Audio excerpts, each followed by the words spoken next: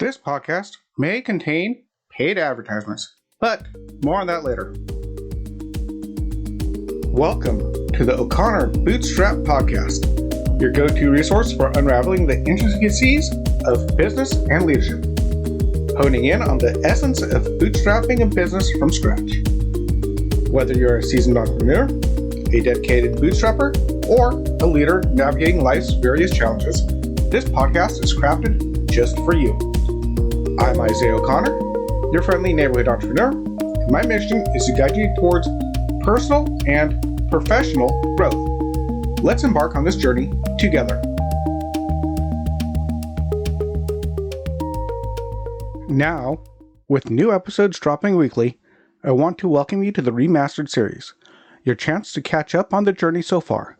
Here's one from the archives I think you'll enjoy.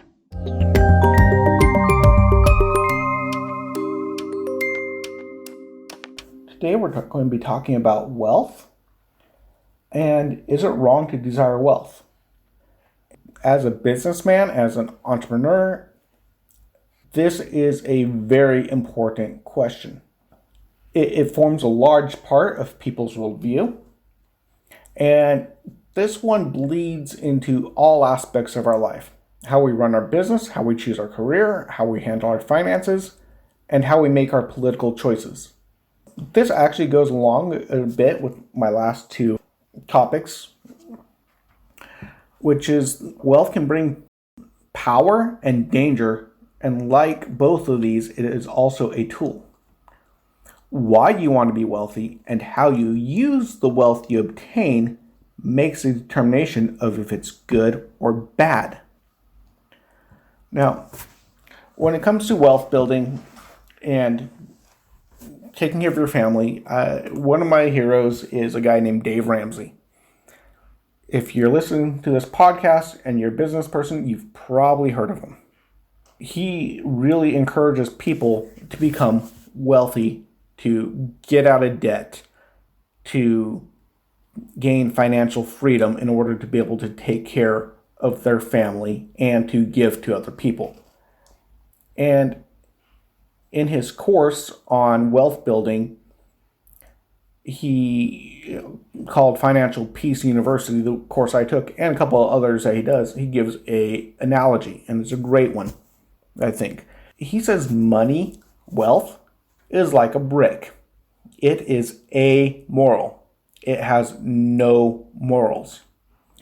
You can take it and build a school with it, or you could put it through a window and steal stuff.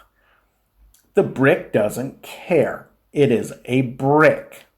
Having a lot of money, having a lot of wealth does not make you good. Having a lot of money does not make you evil. He also states something which I've actually seen in other places, which is this. All having money or wealth, as it were, does for you is amplify who you are.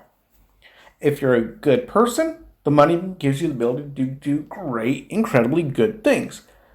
If you have money and you're evil, well, it gives you the power to be a complete jerk and completely evil and do a lot of evil things with the money.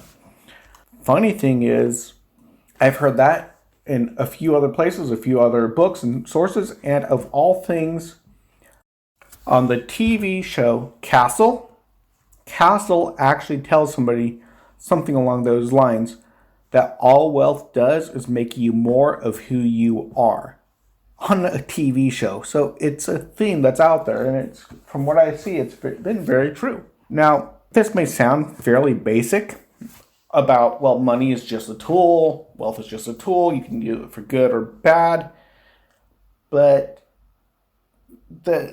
it would seem basic that it's a tool, but right now, and more in today's society, there's an idea that if you're wealthy, especially as a businessman or an entrepreneur, you are somehow inherently greedy and thus evil. It does not matter if you give a lot to charity or employ hundreds, if not thousands of people. Some will see you greedy and evil and wrong just because of your success. Well, I mean, It's not hard to see that. I even saw a video about a maximum wage, and if you earned too much money, you should be stopped from earning too much money. Of course, this video was put out, and the person making the claim earned $12 million in 12 years, complaining about business people making a lot of money. So, a little bit of an odd message, but the message is out there and it's very real. Somehow, if you work hard and you employ people and you start a business and you're successful, by default, that means you're somehow evil and you somehow stole the money or cheated people from the money, and or you're using this money to destroy the little guy. It's a big issue out there. So what's the truth here? Let's try to get rid of the politics and all the nonsense, and let's look into it. Well, let's see. What says the data say? Well, first of all, about 80% of the wealthiest people in America, roughly, from the data I looked at, are first generation rich.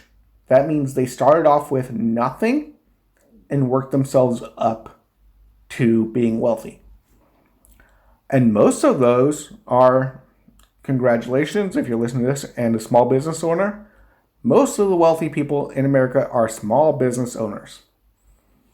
And most of them are simply wise with the money. And they spend the most of their free time, just to give you an idea of these types of people, they don't spend a lot of money. They save their money. They invest their money. They're very wise and they work hard. And the type of person they are, they're usually not out there going off to the opera and doing all these things you see on TV that the rich people do. Most of the wealthiest people, they spend most of their free time with their family, going to Little League games, going to family picnics, hanging out with their family. That's what they use their money for. And a lot of them are also very, very generous and give a lot to charitable organizations. Of course, this is not what you see in the movies, this is not what you see on TV, and this is not what you see on the news. In general, the wealthy people, the businessmen, are the ultimate bad guy. More often than not, the worst evil person behind everything else is some evil, greedy businessman. I mean, even in the show 24, I watched that show, and there were so many times there was some sort of terrorist group and evil terrorist that was trying to do something because of their own ideology that was whacked. But behind them was an evil, greedy, rich dude who was funding them and using them for their own gain. So it always came down to an evil, greedy, rich business person. The fact is, in real life, this is rarely the case. Sure, you have a few greedy individuals and some really nasty corporations out there that have gotten into cronyism, which is another thing altogether. But these are the exception that prove the rule, but not the rule in and of itself. Now, here's the thing. In my opinion, wanting to become wealthy with the right motivation is not greedy. Now, this is coming from a person who is a devoted Christian. I know this may sound strange, as many quote the Bible, money is the root of all evil. However, that verse is misquoted and mistranslated a bit. What it actually is properly translated to, it says, for the love of money is the root of all evil. Some translations even specify that it is all types of evil, not all evil, which would make sense because rape and murder are not necessarily done because of greed, because of loving money. So all types of evil, all kinds of evil, makes sense. So it is the love of money, not money in and of itself, that is the root of a lot, but not all evil. Taken in context, the chapter is about people who use their spiritual influence to become wealthy, not as a general rule of life. Matter of fact, the Bible has many examples of extremely wealthy individuals who were not greedy and used their wealth responsibly. Matter of fact, if you go back to the beginning, to Genesis, Abraham, the famous father Abraham, the founder of the three Abrahamic religions, Christianity, Judaism, and Islam. He was the father of the faithful, and when you look into the Bible and it talks about what he was doing and how he survived, you come to find he was extremely wealthy. His nephew was kidnapped in a raid. And so he went and he raised up an army of 400 men from the children of his servants to go rescue him. He had enough servants that just the children of his servants that were of fighting age, military age, was 400 men. He was extremely wealthy, but yet the Bible never says that he was evil or somehow wrong for having this wealth. Matter of fact, him being wealthy just seems to be incidental and just kind of mentioned in passing that he had this wealth and didn't even focus on it because, well, he was faithful. So obviously, if Abraham can be the father of the faith, and in context, extremely wealthy, then obviously, according to the Bible, wealth is not evil in and of itself. Matter of fact, there's a verse that says, it is God who gives you the ability to create wealth. God gives it. Of course, the following chapter verse talks about, remember this so you don't become evil. So, here's the deal. If you think that somehow just being financially successful will make you greedy and evil, you will subconsciously sabotage your own success. I've seen it over and over again. People that somehow think that being wealthy and well off is somehow evil stop themselves from succeeding. I've seen it over and over and again. It's really sad. Now, if you believe, on the other hand, that greed, as they say in the Wolf of Wall Street, is good, well, you may succeed, but you will wind up in a very bad spot in the end. Somewhere in between is the idea that you want to become wealthy and able to use it to take care of your family and others in need. This needs to be the goal. Not the money in and of itself, but the ability to take care of your family, not stress, and then use that money to do good in the world. So, in a nutshell, you need to own your wealth and not let it own you.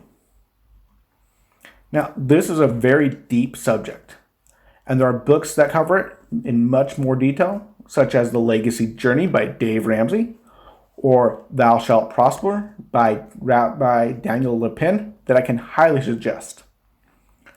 So, I'm going to leave off with, how do you fight greed? Well, you fight it by being generous, and I will speak about that on my next podcast.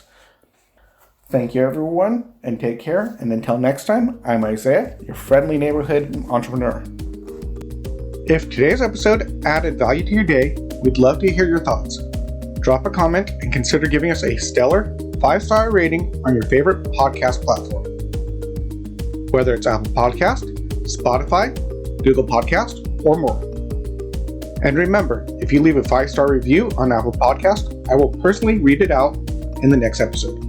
To support the show, you can make a one-time gift by buying us a coffee at buymeacoffee.com/bootstrap, donate through PayPal at paypal.me/IOCPOD, or make a contribution on our Patreon page at patreon.com/IOCPOD.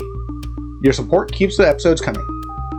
For even more content and exclusive perks, join our Patreon community at patreon.com/IOCPod.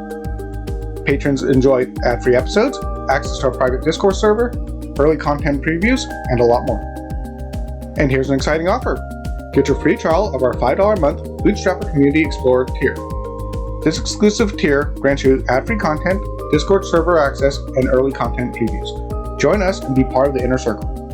If you're feeling more generous, those who join tiers $25 a month and up will have a chance to be a featured guest on this podcast. A massive thank you to Wintergatan for generously providing the incredible intro and outro music at no cost. We appreciate their support. Be sure to check out Wintergatan's amazing work on YouTube at youtube.com/@Wintergatan. Until next time, I'm your friendly neighborhood entrepreneur, Isaiah O'Connor, signing off. This is the O'Connor Bootstrap Podcast, brought to you by Athos Business Solutions. For our companion podcast, the Athos Business Podcast, hosted by Jason St. Clair, along with past episodes and related blogs, visit our website at athos.com. That's ATHEOZ.com or theoz.com. Goodbye for now.